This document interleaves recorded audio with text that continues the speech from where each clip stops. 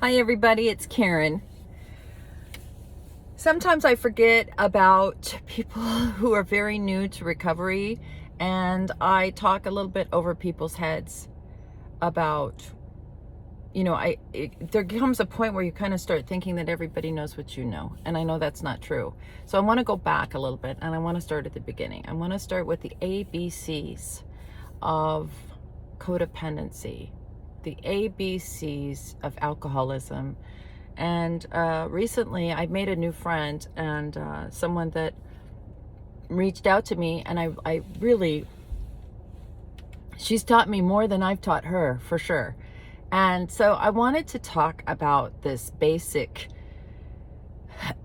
dynamic between the codependent and the alcoholic, because I really have forgotten that a lot of people have never been exposed to any kind of 12-step program or any kind of information about this disease. This is all I do. I eat, drink, and breathe recovery, and I try to help people, and I forget that people, this is so baffling, this disease. So let's start at the beginning, okay? And I also want to thank all of you. I launched a new Courage to Change, which is a daily meditation book from the Al-Anon family groups. And a lot of people use that Courage to Change book. I just love it. It's this one right here. And let me show it to you for a second. There you go. Okay, so I started a Facebook group book club. Instead of just doing the reading and talking, I've got a book club that I started yesterday. It launched, and wow, people jumped right on and started participating, and just exactly the way I had envisioned in my mind it was going to go. People got on and read the reading, listened to me read it, and commented back on what they got out of it, how that's showing up in their lives. And then somebody else commented, and then they started a conversation, and then I was able to kind of glean insight from that as well. So I just love it. So thank you. If you are interested in joining that, the link is in my bio of the Instagram. It's all over social media too, my social media stuff. So just, direct message me if you can't find the link to it. It is a private group, and it's a book club, and I'm really already having fun. It's been less than 24 hours. So there's lots of resources for you as a codependent. And I want to talk about that a little bit. Codependency. A lot of people think that codependency is just if you have an alcoholic, an addict in your life. But really, if you're a codependent person, even if the person in your life, if you are suffering from codependency, even if the person in your life gets well, you're just going to switch addictions, kind of like the alcoholic and addict does. You're going to find someone else to work on, someone else to fix. And so dealing with your own codependency issues has really nothing to do with the other person. It is going to benefit you in all your relationships, not just with them. It's not just going to save your life in dealing with alcoholism, which will kill you. It's going to help you in your entire life. You are going to have like a little rule book of how to live life successfully. I can't tell you enough about Al-Anon and what I think about it. I love it. I think it improves workplaces. I think if we would have been taught this in kindergarten, it would have really helped. It will help you at work. It will help you with your neighbors. It will help you with your family. It will help you with your friends. It will help you as a person survive just that codependency. I mean, I've seen people that are as sick as the alcoholic addict that have codependency, and they suffer so. And there's no reason there is an answer for that. It's a spiritual solution. The solution is the same for the alcoholic and addict. So if you're sitting there saying, I really want them to get sober, they need to go to AA, they need to work a program. Well, so do you. Okay? And sometimes the healing starts with you. So you are going to be the saving grace to your family. Now, let's talk a little bit about living with an alcoholic addict. Now, I am both a recovering alcoholic addict and a recovering codependent enabler. I have been, on both sides of the track. So I can honestly tell you from my experience, and not just my experience as the alcoholic and the codependent, but working with so many people with alcoholism in their family dynamic and the families, right? And I've never met the alcoholic. So I have a lot of experience with this, and I want to tell you what my experience is, okay? So first thing you have to understand, if you're living with an alcoholic addict, this is kind of like the ABCs. And I'm going to be brutally honest with you. I am not a therapist, right? So I'm not going to Mickey Mouse around this. I am a person with hands-on experience who's lived this, and I'm going to tell you exactly what my experience is. So buckle up. All right, I don't mince words. If you've watched me for a while, you know I tell it like it is. And it's upsetting. It's disturbing. This is a disturbing disease. People die from this disease. This disease will take out people, marriages, mortgages, jobs, communities, schools. We've seen it all. This disease is a killer.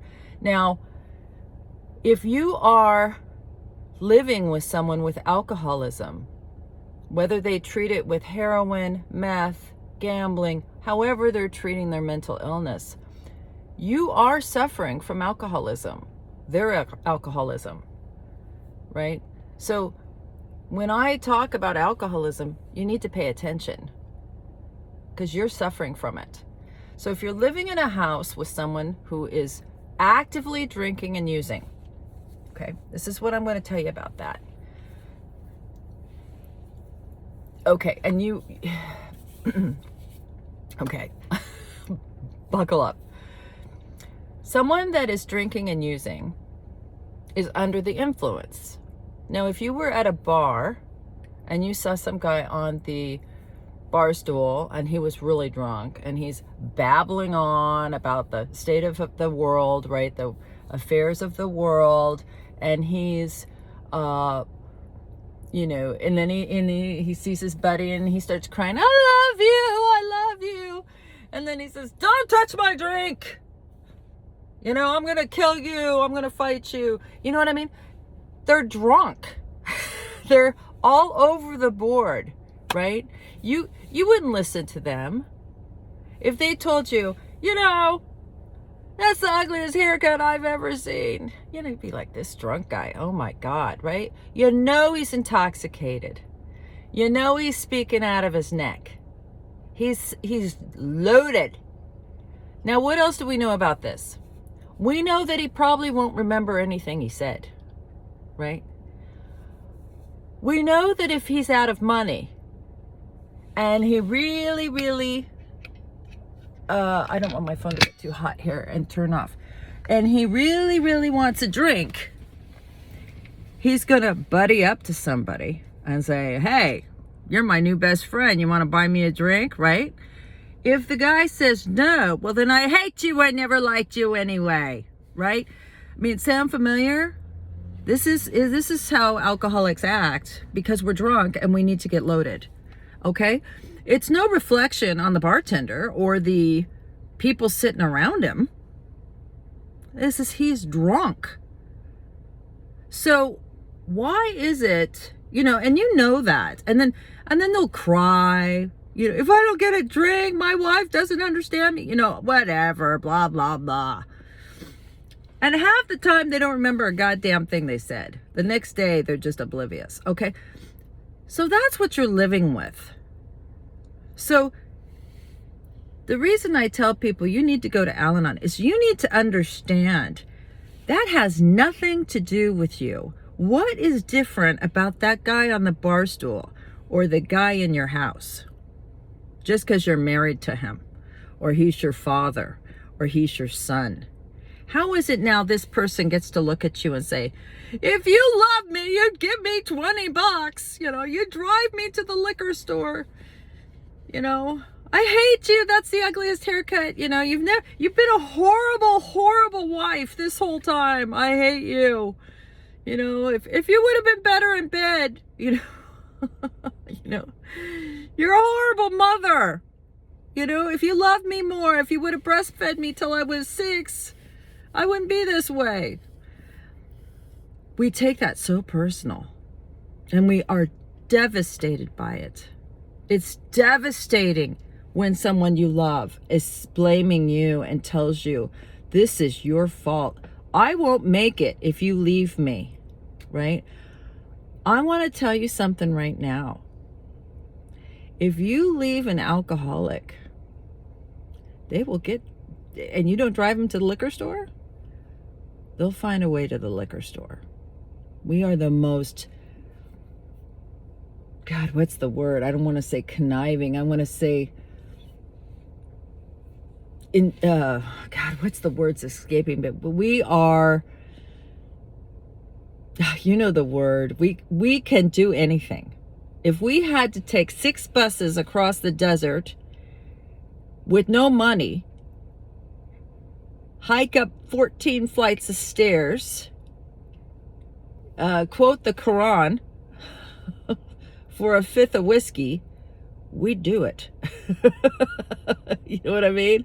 We are people that survive. We're like little cockroaches. Have you ever seen a cockroach and you smash it and then a couple of minutes later it booms up to life and scurries off, you know?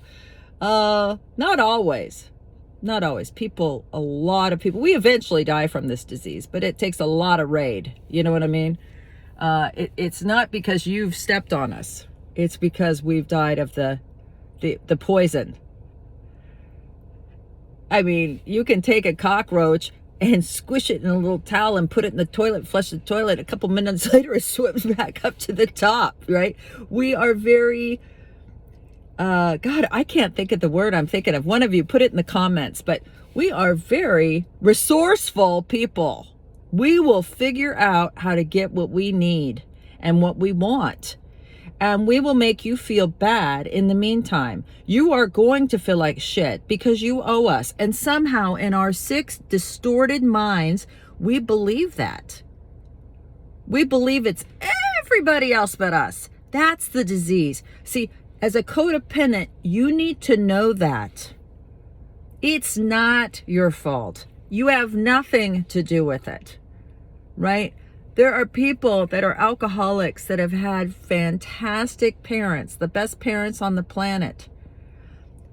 There are some of us that have the worst parents on the planet. There are some of us that are rich, some that are poor. There's all sorts of different types of alcoholics. It's because it's a disease. It's not a demographic. It's not a distinction of love. It's a disease. It's an illness, and it's usually passed down through the family. I have always found that so, especially in my own life. I'll tell you right now that I was adopted. I was given up for adoption when I was a baby, and that family that adopted me were not alcoholics, right? I grew up in a Christian home with no alcohol in the house. No swearing. If I said golly, I had to, wash my mouth out with soap. I mean, I was raised in a beautiful home with beautiful people, and I was the alcoholic. Now, fast forward to 50 years old, 51, 52, whatever I was, a couple years ago, the hospital in Spokane, Washington, where I was born, sent me my birth certificate. I guess they do that now. And if the parent has passed, they let you know who your parent was. I think it's for health purposes and stuff. So I got one day a birth certificate. Now I've always seen my birth certificate, and in 1967, they forged them, to be your adopted parent's name. So I get this birth certificate, and it's got my mother's name. And I was quite shocked and pleasantly surprised, because I'd always wondered, of course. And come to find out, I was told by family, one other family, that she is an alcoholic, right? She was an alcoholic. So alcoholism runs in the family. I see it very clearly, right? She suffered terribly, and I don't think it was any easier on her because she gave a baby up for adoption. So that guilt, remorse, and shame really, ate at her. And I wish I would have known her. I would have loved to have helped her, right? So that's one of the reasons I do this, try to help people, is because not everybody gets an answer, and so I believe this is an illness and people are born with it. And some people get it and some people don't. You might have a family where one person is alcoholic and the 4 siblings aren't. I know another family, I think there's like 12 kids in that family, and 10 of them are alcoholic and 2 of them aren't. So, it's a disease, but you cannot listen to that. You can hear it, but don't respond to it. You're reacting and responding to someone who's not even going to remember tomorrow what they said. Would you get into it with the drunk guy on the bar stool? No, you wouldn't. You'd say, shit, this guy's loaded. Talk to him when he's sober, right? Why would you do that? See, alcoholism is a killer, and it's trying to kill the person who has it and everyone around. It's trying to kill you as the codependent, as the person who loves them. They are going to tell you all sorts of things so you don't quit helping them. They're going to tell you you're the only one that can help them. You were always my favorite. I would die without you. And then in the next breath, this is your fault. I hate you. I mean, it is really a mental abuse that you get from an alcoholic addict. So that's why I suggest you go to Al-Anon. There's a few things you should do if you're in this position. One is learn what alcoholism is. Now, that's what I do. I educate people on what alcoholism really is, and whether you have it or you live with it in someone else. So once you understand what the illness is, you can back up a little and you can go, oh, wait a minute, right? Start disconnecting from the comments. Now, a lot of people think you got to leave an alcoholic addict. You don't. A lot of people think that there's either A or B. A is you listen to them and help them all you can, or B, you cut them off and never speak to them again. There's a lot of in between. Okay? You could still love an alcoholic addict while having clear-cut boundaries about what you're going to put up with. Because you're not going to put up with a bunch of nonsense that they don't even know they're talking about. This is a sick person. You can love them, but you don't have to put up with that. And you don't have to listen to the bullshit. It's not true. What's the worst thing that happens if there's an alcoholic in your face screaming at you? What's the worst thing that can happen if you just don't respond? Well, they could hit you. I mean, there are abusive relationships. They could hit you. They could follow you around the house screaming at you, making you listen. Don't walk away from me! I've had that before. So, and I don't laugh because it's funny. I laugh because, I've been both. You know what I mean? I mean, what are you going to do? You're going to tell them, stop it. I'm leaving. I'm not putting up with this, right? You're out of your mind. I'll talk to you when you sober up. Now, they could hit you. If you're in an abusive relationship, that's a serious thing, and you need some help with that. And that you're going to need to do, you're going to need to look at that. If they're not abusive, they're just drunks and addicts, and they don't want help. Those are the ones I'm talking about. The ones that don't want help, that haven't decided their life's unmanageable. The reason their life is not unmanageable yet is because you're still there taking care of them. Okay? You have to let them experience their own consequences. And sometimes those consequences are fatal. I'm not going to lie to you. But there's nothing you can do about it anyway. They have a better chance of sobering up, meeting their consequences, than you protecting them and going down the toilet with them. So their consequences are going to be painful. That's why they're called consequences. And they are the only thing that can force an alcoholic to change. The bills don't get paid and the lights get turned off. all of a sudden the alcoholic's sitting in the dark going, oh shit, right? The bills don't get paid. The house gets taken away. Uh-oh. Uh-oh, right? And the whole time it's going to be your fault, right? Not their fault. Maybe they get in a car and drive and get a DUI and get arrested. Maybe that's the way they're going to get sober. You know, someone said to me yesterday, somebody said something yesterday, not to me, but to someone we were helping. And they said, you know, what if your loved one, you know, has a heart attack tonight, goes to the hospital, and the doctor comes in and says, you got to quit drinking or you're not going to make it. And that's it. And they get sober. Like, there's a lot of ways people can get sober. People can get sober in prison too, if that's God's plan for them. You know what I mean? I don't know what God's plan is, but I know that you're sitting there taking abuse from a drunk person like you would on a bar stool and then taking it to heart. And I know it's hard because the person that's saying these things to you probably at one time was a loving, caring soul. You know, I'll just tell you, I was sober when I got pregnant with my daughter. And, you know, I was 3 years sober and I got pregnant and I had her and I was a sober mommy. And I was a great sober mommy.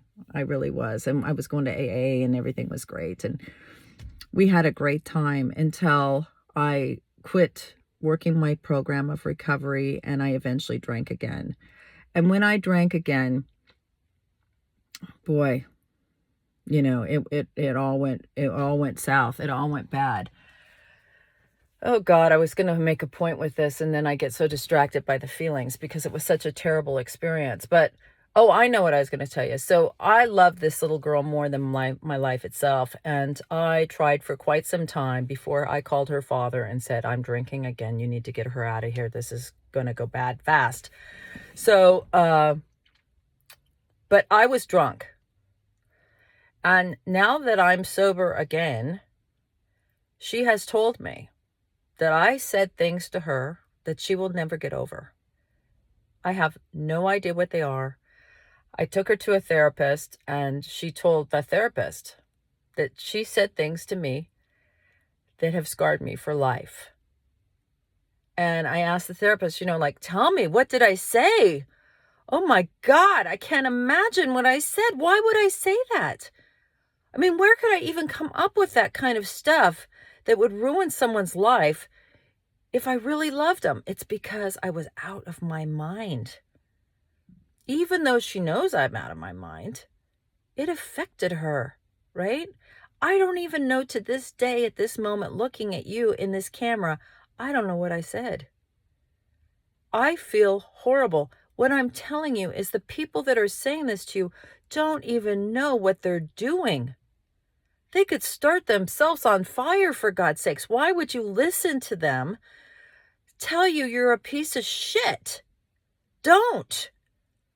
Do not. I was talking to a woman the other day who's not an alcoholic addict, and very brief. She was not a friend or anything. There was a woman I met, and she you know, she said, I know what you do for a living. You know, you're an addiction consultant and blah, blah, blah. And she said, I got a joke for you.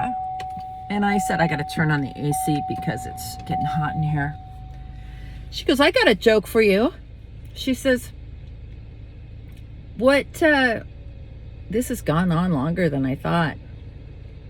I hope I can post it. She says, I got a joke for you. She says, how do you know an alcoholic is lying? And I said, how? And she said, their lips are moving. And, you know, that stung. And yet it's true. You can't believe a thing we say when we're loaded. You just can't. And you can't take it personal. And you have to seek some help for yourself. But to do that, you have to detach. You cannot become a victim to an alcoholic addict. Don't. And if you do, get some help to stop that. The disease is trying to kill you. So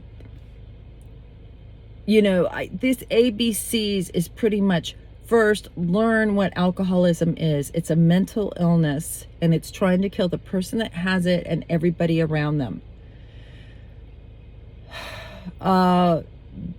That's the A. B is, remember the guy in the bar, on the bar stool, acting the fool. That's not even going to remember tomorrow. That's your loved one. Don't listen to them. Blah, blah, blah. Disconnect. Right? Just disconnect from them and wait till they sober up a bit.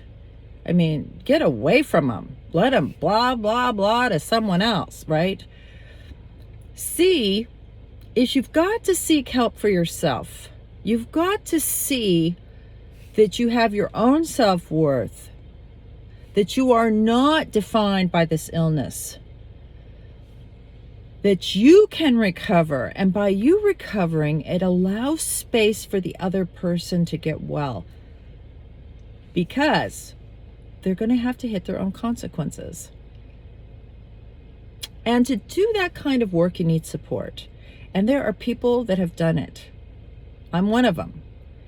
So going to an Al-Anon, Nar-Anon, or AA meeting, open AA meeting, learning about the illness and asking for help, you will end up in the right help. I have a dear friend who started with us in our group, which is a 12-step group that's open to everyone, anybody that needs help, whether you suffer from, alcohol abuse or heroin or meth or gambling or overeating, or you're addicted to a person, love addicts, sex addicts, porn addicts. I mean, this program works for everybody. And she came as a codependent about her son, right? She was just terrified about her son, just immobilized. Her whole life was consumed with this problem, and she got help. And then she started thinking about her own life, and then she ended up finding her way to some codependency recovery as well. So the journey is a beautiful journey of recovery. And, just start somewhere. And Al-Anon or Nar-Anon is a great place to start.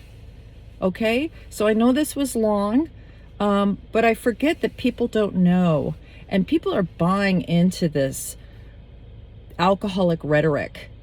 The person's crazy, and they weren't always crazy.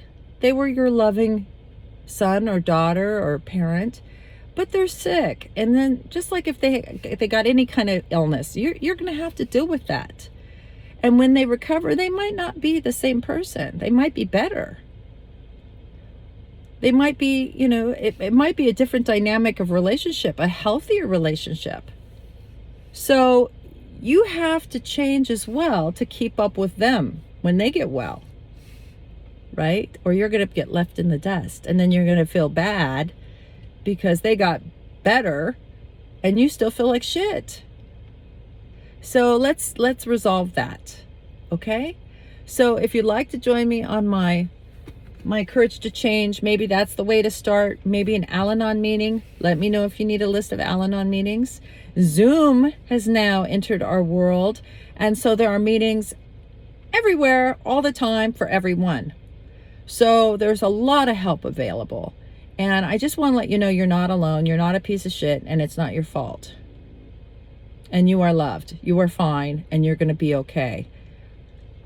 You just need to keep moving forward and detach from the alcoholic addict. Doesn't mean you got to leave. Doesn't mean you got to move. Just don't buy it. Okay? Remember that drunk guy on the bar stool with the lampshade on his head, acting the fool, doesn't remember the next day. Have a great day. Bye.